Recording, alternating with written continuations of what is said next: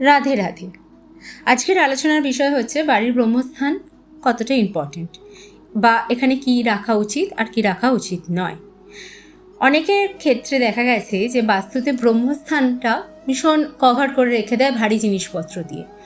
ব্রহ্মস্থান সবসময় ঝঞ্ঝাটমুক্ত খালি রাখা খুব দরকার। ব্রহ্মস্থানের মধ্যে ভারী আসবাবপত্র, সোফা, ডাইনিং টেবিল এগুলো না রাখা খুব ভালো।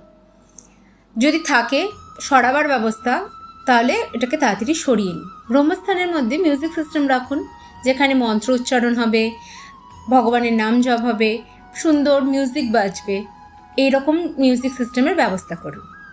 আর অনেক সময় ব্রহ্মস্থানের ওপরে বা সিলিংয়ে যেখানে থাকবে সেখানে উইন্ড চেনের ব্যবস্থা করুন, যেটা সুন্দর ধ্বনি আপনাদের প্রত্যেকটা মুহূর্তে সমস্ত বাড়িতে ছড়িয়ে যায়।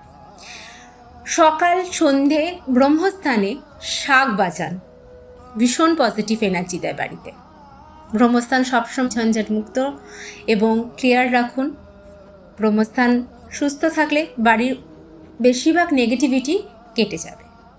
সকলে ভালো থাকুন। রাধে রাধে।